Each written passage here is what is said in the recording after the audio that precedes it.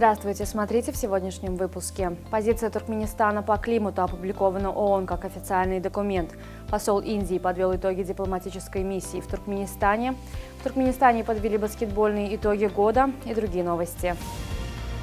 Озвученная президентом Туркменистана национальная позиция по вопросам климата на КОП-28 в Дубае опубликована и распространена ООН в качестве официального документа 78-й сессии Генассамблеи.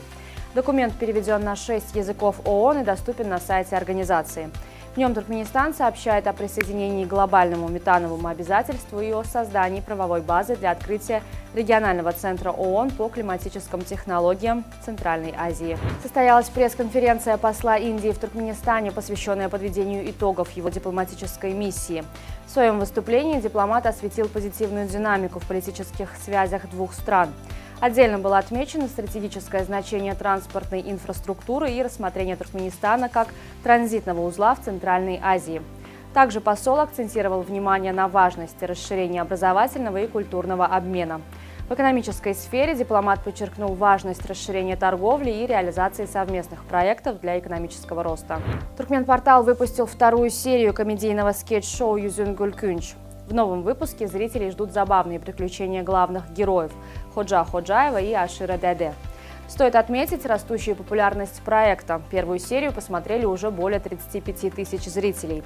Онлайн-комедия стартовала 31 декабря 2023 года и теперь выходит каждые выходные. Все серии доступны в разделе «Медиа» на сайте turkmenportal.com. Приложение «Дуралга» позволяет в онлайн-режиме отслеживать движение автобусов в туркменской столице. Сервис использует систему GPS для точного определения местоположения каждого транспортного средства. Эти данные обрабатываются и отображаются на электронной карте города в реальном времени. Таким образом, жители и гости Ашхабада теперь могут знать в каждый момент, где находится нужный им автобус, и рассчитать время его прибытия на конкретную остановку.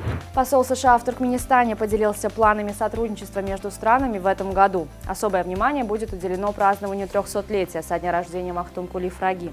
Посольство США планирует активно участвовать в юбилейных торжествах, отмечая творчество и роль поэта в объединении нации. Также будут приглашены американские специалисты для рассказа о влиянии поэзии Махтум Кули на культуру и его духовном наследии. В Китае отец 20 лет притворялся бедным. Он всегда был в расстроенных чувствах из-за долгов и каждый раз подчеркивал, как бедно живет семья.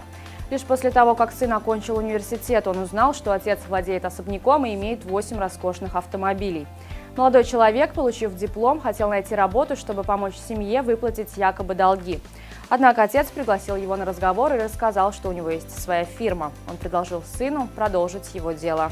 Традиция бросать монетку в фонтан Треви в память о путешествии в Рим принесла за прошлый год рекордный доход в размере более 1,5 миллиона евро. Монеты в фонтане собирают несколько раз в неделю. В период наибольшего наплыва туристов в Треви пылесосят почти каждый день. Собранные монеты упаковывают в мешки и отправляют на сортировку и конвертацию. Все деньги направляются на благотворительность.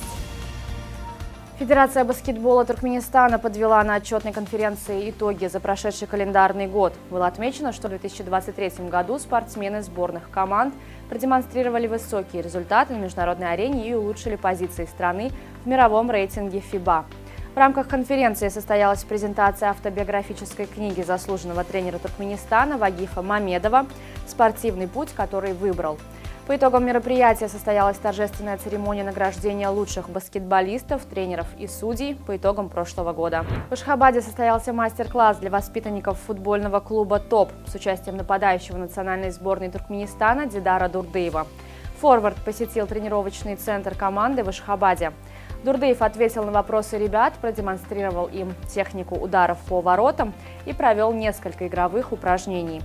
Также нападающий поучаствовал в совместной фотосессии с юными футболистами. Дидар Дурдыев стал лучшим бомбардиром чемпионата Туркменистана 2023 года, забив 27 мячей. Он также является победителем высшей лиги и обладателем золотой медали Кубка страны в составе Аркадага.